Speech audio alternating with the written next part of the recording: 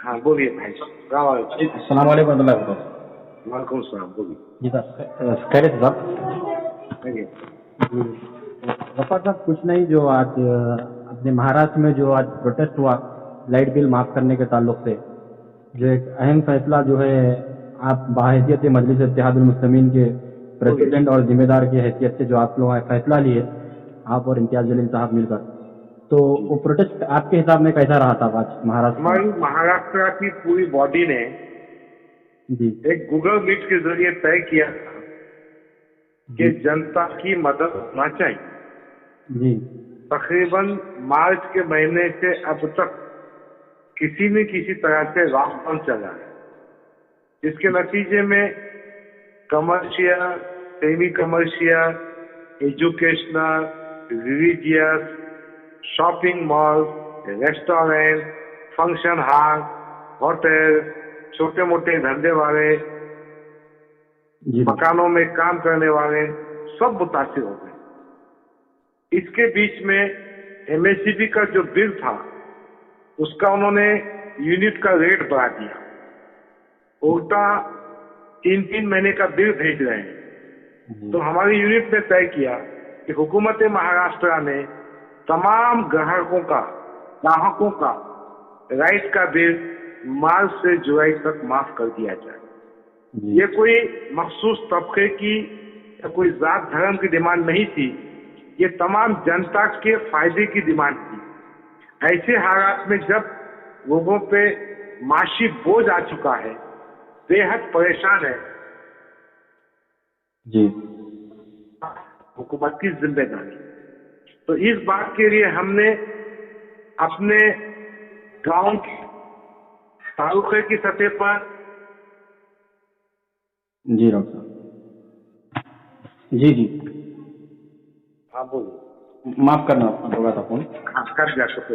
जी तो फिर हमने आज पूरे महाराष्ट्र में जहाँ जहाँ हमारी यूनिट है, तकरीबन हर जगह में अपनी एमआईएम की यूनिट है, जी उन्होंने अरबाब इख्तिदार इंतजामिया के जिम्मेदारों को निवेदन दिया, नुमाइंदगी की, और शाम में 8 बजे से 8:05 तक अपनी बत्तियां बुझाकर, लाइट का कनेक्शन बंद करके, स्विच ऑफ करके ये हुकूमत को बताया कि हम इस मांग की हिमायत में।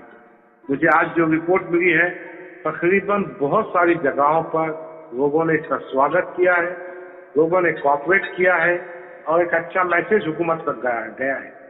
हमने हुकूमत से ये भी कहा है कि अगर इस मामले में 15 दिन तक कोई फैसला नहीं होगा तो इंशाअल्लाह हम बहुत बड़ा आंदोलन, बहुत बड़ा काम जमहूरी तरीके से हुकूमत के खिलाफ एहतजाज करेंगे। अभी अभी ये तय पाया है कि मुख्यमंत्री साहब से मुलाकात करेंगे। हमारे खासदार इम्तियाज जलील साहब की क़ियादत में हमारे मजलिस के 2 एमएलए हैं, मुफ्ती इस्माइल साहब और डॉक्टर फारूक शाह साहब, साबिक एमएलए हैं वारिस पठान साहब, फैयाज खान साहब, हम सब लोग जाकर मुख्यमंत्री से टाइम मांगकर अपनी ये बात उनके गोशगुजार करेंगे। इंशाअल्लाह ये जंग कामयाब होगी। जनता का ताउन हमारे साथ में है और जनता के मसले से जुड़ी हुई बात है, लोगों के दिलों की बात है। मदद करना चाहिए। डॉक्टर साहब, ये आपके काम में जो है, अपने जो काम आपने जो कदम उठाया है, इसके अंदर किन किन पार्टियों ने, सियासी पार्टियों ने जिसमें अपना ताउन किया, आपका ताउन किया? नहीं, आज सोने पे सुहागा अजीब किस्म की बात जो हुई वो ये हुई कि भारतीय जनता पार्टी ने भी इस मुद्दे पे उनके निवेदन दिए हैं। मैंने मजाक से कुछ लोगों से पूछा तो मगर हमने भी, अच्छी बात है ना, अपोजिशन में है ना हम भी, तो डॉक्टर मगर ये मुद्दा तो एमआईएम ने उठाया। तो डॉक्टर कहीं ना कहीं अब ये दूसरे अपोजिशन पार्टी वाले जो आज महागठबंधन के तौर पे वहाँ पे सरकार चला रहे, तो कहीं ना कहीं वो लोग इस मुद्दे को दूसरी तरफ जोड़ना दे कि जिस दिन मजलिस ने ये फैसला किया कि लाइट बिल माफ करना, तो बीजेपी वाले भी लाइट बिल माफ के उसमें आ गए। तो कहीं ना कहीं ये मुद्दे को दूसरी तरफ नहीं जोड़ सकते क्या वो लोग, आपके हिसाब से? यकीनन बात आपकी सही है। मीडिया का तो काम है कि एमआईएम को किसी तरह से भी बदनाम किया जी, और जो कांग्रेसियों का जो वोट बैंक था वो समझते थे कि मुसलमान का, बुद्धिस्ट का, दलित का, पसमानदे का पिछड़ावे का वोट उनकी बाप की जागीर है। एमआईएम के आने से एक नई आवाज मुसलमानों को मिली, दलितों को मिली, पिछड़े हुओं को मिली, गरीबों को मिली।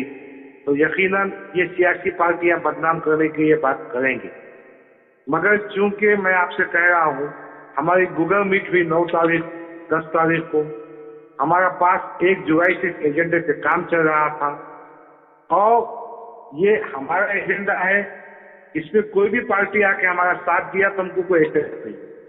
मगर जहां तक सियासी सोच और पॉलिसी की बात है, एमआईएम और भारतीय जनता पार्टी मेरे ख्याल बैरिस्टर असदुद्दीन अवैसी की जबान में नदी के 2 किनारे हैं।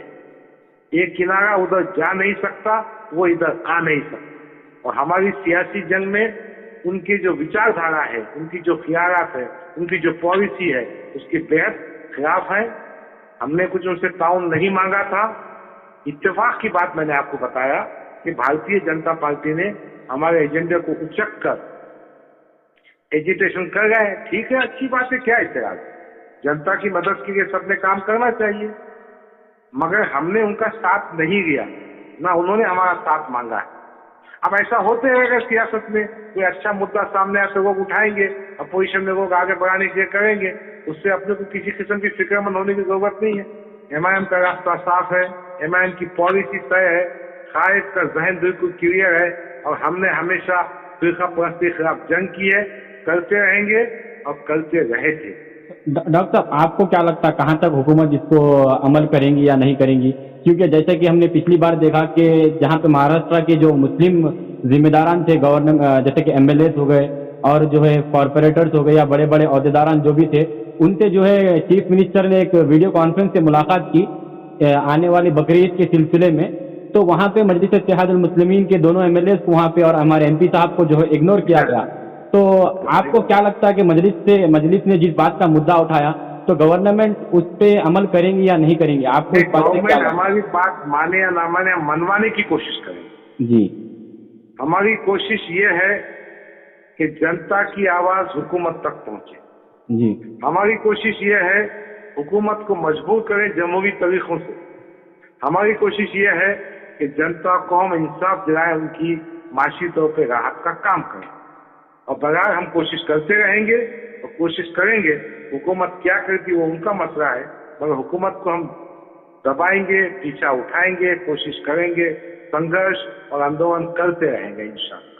नहीं, जब महाराष्ट्र में जो है इतने बड़े ईद के त्यौहार के लिए जो है हुकूमत जो है वीडियो कॉन्फ्रेंस करती है, लेकिन उसमें जो एक बड़ी पार्टी हिंदुस्तान के मुसलमान सियासी पार्टी जो मजलिस इत्तेहादुल मुस्लिमीन के जो एमएलए है, और सबसे बड़ी बात तो यह है महाराष्ट्र में एक मुस्लिम एमएलए, वाहिद एमएलए जो औरंगाबाद से इम्तियाज जलील साहब है, उनको इग्नोर करना, तो ये कहाँ तक हुकूमत का नजरिया है? आप किस नजरिए से चीज को देखते हैं? नरेंद्र मोदी ने अपने 2 एमपी होने के बावजूद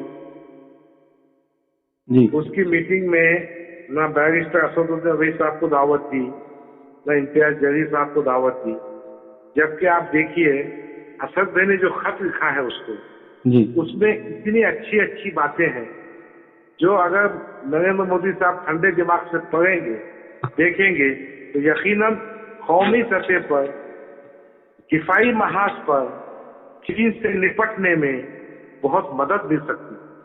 अब जाफरान की पढ़े तमीज सबको थोड़ी होती भाई, मामला जाफरान का है ना। जी जी। अब जाफरान की फर्क सबको होना जरूरी नहीं है।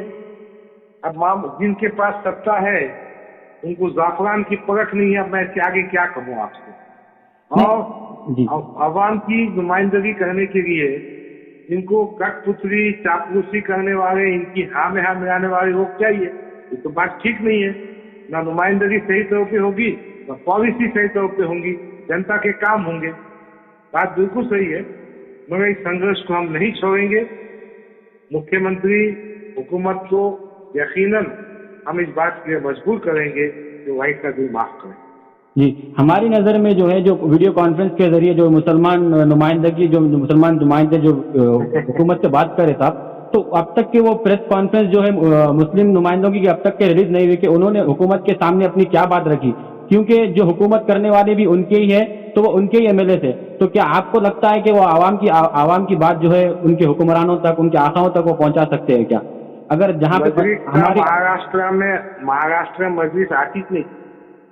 अगर कांग्रेस की पार्टी या राष्ट्रवादी कांग्रेस पार्टी या समाजवादी पार्टी जो कई जमाने से सत्ता में है, अगर वो मुसलमानों की सही नुमाइंदगी उनका हक देते, तो मैं नहीं समझता बैरिस्टर असदुद्दीन ओवैसी को यहाँ आने की जरूरत पड़ती। 65 साल तक बेवकूफ बनाकर, चापलूसों की और खुशामद करने वालों की टीम बनाकर, सिर्फ मुसलमानों को फिरका परस्तों का डर बताकर वोट लेने का काम किया है। इसलिए वो जो नुमाइंदगी वो हमारे सामने नहीं आई। मगर इस मसले पर आपने कुर्बानी के मतलब मुझसे बात की है।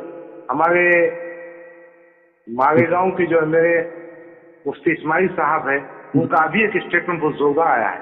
मैं देख नहीं पाया मगर मुझे रिपोर्ट मिली है। आप भी थोड़ा सा यूट्यूब पे देखिए। बहुत ताकत से, जिम्मेदारी से, दो टोक अल्फाज में उन्होंने नमाज, कुर्बानी और हमारे जो बुनियादी हुकूक है उसकी बात की है। और वही मैं समझता हूँ मजलिस का मौक़िफ़ रहेगा। आज ही इम्तियाज जलील साहब हम दोनों ने बैठ के तय किया है कि थोड़ा सा इस मामले में बड़े साहब से मशवरा करके क्या स्ट्रैटेजी बनाना चाहिए। इंशाअल्लाह असदुद्दीन ओवैसी साहब से मशवरा करके उनकी हिदायत पर इस मसले पर अपनी जो भूमिका है, अपना जो राह अमल है वो तय करेंगे इंशाअल्लाह। गफ्फार साहब, आखिरी एक सवाल है आपसे कि अभी लॉकडाउन के दरमियान में जो है हुकूमत की तमाम पॉलिसी, हुकूमत के तमाम तौर तरीके जो है आवाम के सामने आ गए, तो आपको क्या लगता है ये महागठबंधन कितने दिन तक चलने वाला है? कितने दिन तक ये आपस में मिलकर चलाएंगे? खिचड़ी सरकार है मगर मजबूरी है दोनों की। इनको मुख्यमंत्री बने रहना है और इनको भी वजारत चाहिए। बहरहाल ये इख्तिदार जो इनके पास है ये अपनी मसलियतों का नतीजा है। इख्तिदार में रहने के इख्तिदार में है, जनता की सेवा करने के इख्तिदार में नहीं है। मगर जिस अंदाज से वो हुकूमत कर रहे हैं, मालूम नहीं कब तक टिकेंगे, क्या होगा, कब इनके आपस में ये जो खिचड़ी है भानामती का कुंभा कब फूटेगा मालूम नहीं, मैं नहीं कह सकता। मगर चूंकि एक दूसरे की जरूरत है और एक दूसरे का इन्हिसार है, इसलिए कुछ दिन खींच लेंगे, वो खींच लेंगे। क्यों तो खींच लेंगे, दोनों की मजबूरी है और मजबूरी की गवर्नमेंट है ये जो है सो कोई पॉलिसी और प्रोग्राम की गवर्नमेंट नहीं है, मजबूरी की गवर्नमेंट है। आपकी तरफ से जो है गवर्नमेंट को एक नाम दिया गया है मजबूरी की गवर्नमेंट। हाँ, मजबूरी की है जी बिल्कुल। तो आप मजबूरी की गवर्नमेंट है। भानामत देखो ना, शिवसेना की सोच जी जो ओपन डिक्लेयर है, कांग्रेस की सोच भी जो कहने को है वो सोच, राष्ट्रवादी की सोच, समाजवादी की सोच, क्या है इनमें कोई तालमेल है क्या आइडियोलॉजी में? एक सावरकर को हीरो मानता, एक सावरकर को हीरो नहीं मानता, एक महात्मा गांधी के गोडसे को खातिर को इज्जत देता, दूसरा महात्मा गांधी को मानता। बहरहाल बहुत सारी बातें उनमें आइडियोलॉजिकल डिफरेंसेस बहुत ज्यादा है। मगर मजबूरी की गवर्नमेंट चलाना है, उनको टिकना है, इनको मुख्यमंत्री रहना है, इनको वजारतें होना है। ठीक है गफ्फार साहब, और एक चीज एक देखने को मिल रही है सोशल मीडिया के जरिए हमको कि एक चीज ये नजर आती है, अगर एक सोच कर देखे तो एंड बकरी ईद के टाइम पे, ईद उल अजहा के टाइम पे जो है ये लोग डिस्ट्रिक्ट में, बड़े बड़े डिस्ट्रिक्ट में लॉकडाउन लगा रहे हैं। जैसे कि अभी नांदेड़ में लॉकडाउन बढ़ा दिया गया यहाँ पे अपनी आबादियां ज्यादा है मुसलमानों की जी। मगर मैं एक बात कहता हूँ, इनको समझ और फहम नहीं है। ईद के त्यौहार के जरिए, अब इस वक्त गणपति का त्यौहार आएगा, इसके बाद दूसरा त्यौहार है, हर त्यौहार के साथ मईशत मजबूत होती जी।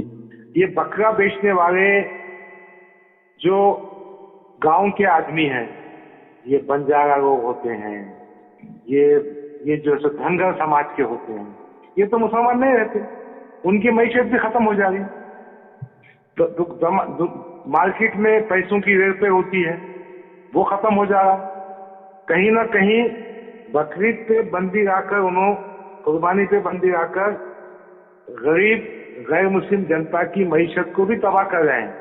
बहुत सारे लोग बकरियां पालते गांव में, धनगर समाज के, वो सोचते 8 महीने के बाद जब बकरीद की जाएंगे तो मैं जाके गांव में शहर में बेचूंगा, मुझे पैसे मिलेंगे। और बहुत सारे बकरियां गांवों से, खेतों से, छोटे मुकामात से आती हैं, मईशत तबाह होती है। बहरहाल ये मामला हुकूमत का कुछ ठीक नहीं है। और आपने बिल्कुल सही कहा है कि लॉकडाउन के नाम पर खासतौर पर उन शहरों को निशाना बनाया जा रहा है जहाँ पे मुसलमानों की आबादी बकरीद की से मुतासिर हो सकती है। नहीं, बेशक होता है। हमको देखने को मिल रहा है कि नांदेड़ जैसे शहर में जो है अब तक लॉकडाउन बढ़ाया नहीं गया, लेकिन इस दरमियान में लॉकडाउन को बढ़ाया गया। फिर यवतमाल सिटी जो है आपके विदर्भा में आती है, वहां पे लॉकडाउन बढ़ाया गया। फिर अमरावती में जो है 3 दिन पहले लॉकडाउन लगाया गया, अभी शायद लॉकडाउन खत्म हुआ है, तो फिर लॉकडाउन लगने का अंदेशा है। तो जहाँ पे मुस्लिम आबादी है और ऐन बकरीद के टाइम पे जो है लॉकडाउन लगाना, तो हुकूमत ये पब्लिक की सेफ्टी चाहती है या फिर कहीं अपना नजरिया बता रही है आवाम को कि जिस तरीके से सच बात तो ये है लॉकडाउन की जो थियरी है बैरिस्टर असदुद्दीन ओवैसी साहब ने पहले दिन से कहते आए जी ये अनकॉन्स्टिट्यूशनल है, ये अनप्लान्ड है, ये तोगरकी हुक्म है, इसमें कोई लॉजिक नहीं है।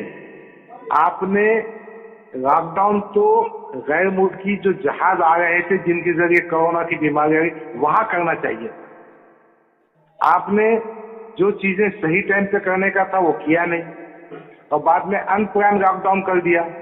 दूसरी बात यह है जहां तक ईद का, अगर हुकूमत सोशल डिस्टेंसिंग को बात कर, हम भी सोशल डिस्टेंसिंग की बात करते हैं, आप बोलिए एग्जाम में नमाज अदा करो सोशल डिस्टेंसिंग के साथ, बकरे की मार्केट लगेगी सोशल डिस्टेंसिंग के साथ, मस्जिद में नमाज होगी सोशल डिस्टेंसिंग के साथ, मगर इनके पास सेंस नाम की चीज नहीं है और कोई समझदारी से नहीं है, कोई हैफाजतली काम हो रहा है, अनप्लान, अनकॉन्स्टिट्यूशनल, अनवारंटेड, कुछ समझ नहीं पा रहे हैं। डॉक्टर आप जैसे बताए बकरीद की खरीदारी सोशल डिस्टेंसिंग के साथ कर सकते, यहाँ पे देखने को मिल रहा है शराब की दुकान पे जब सोशल डिस्टेंसिंग के साथ ओपन कर सकते आप, क्योंकि जब लॉकडाउन चल रहा था देश में, जब आपने शराब की दुकान को जो है सोशल डिस्टेंसिंग के साथ ओपन करने का जो है अनाउंसमेंट किया, तो आप जो है ऐसे इतने बड़े त्योहार जो मुसलमानों का सबसे दूसरा बड़ा त्योहार माना जाता है, तो उस टाइम पर आप उस टाइम पर जो है बकरों की खरीदारी जो आप सोशल डिस्टेंसिंग के साथ नहीं कर सकते क्या?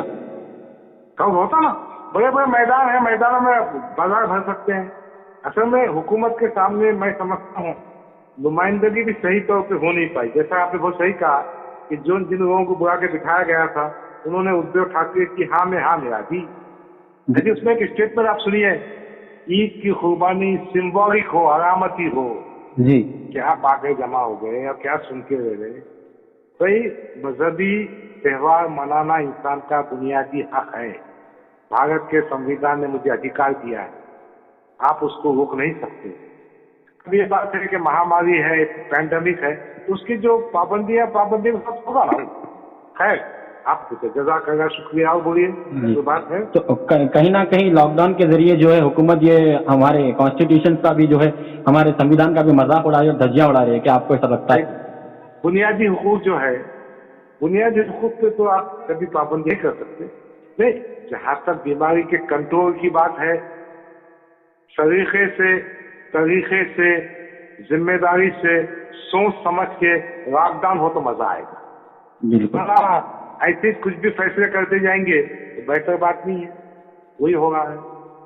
अभी जो है औरंगाबाद में लॉकडाउन लगा था, तो कितना उसका फर्क पड़ा है कोरोना वायरस? कुछ फर्क नहीं पड़ा, कुछ फर्क नहीं पड़ा, कुछ नहीं उठा, केसेस ज्यादा मालूम हुई है। हमने देखा था कि मजलिस इत्तेहादुल मुस्लिमीन ने उसकी मुखालिफत की थी कि लॉकडाउन से कुछ होने वाला नहीं है, क्योंकि अब लोग जो है अपनी सेफ्टी अपन मानना यह था कि बीमारी से मरने का जो अंदेशा है वो अपनी जगह है जी, भूखमरी से, बेरोजगारी से जो मरने की नौबत आ चुकी है।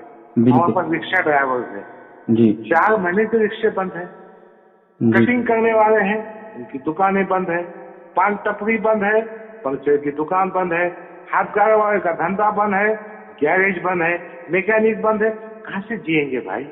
बिल्कुल, इन्हों को 2 पैसे देते नहीं, बाहर निकलने देते नहीं। और दूसरी बात ऐसे घर इतने छोटे छोटे भी लोगों के, एक 10 बाय 8 के कमरे में 5 आदमी जाके लॉकडाउन में लाग गए अंदर, वहाँ कहीं की सोशल डिस्टेंसिंग है? बिल्कुल। आपने बहुत अच्छे सवाल किए, जज़ाकल्लाह, शुक्रिया खबर साहब आपका टाइम देने के लिए, बहुत बहुत शुक्रिया। फिर इंशाल्लाह मुलाकात, शुक्रिया, जज़ाकल्लाह।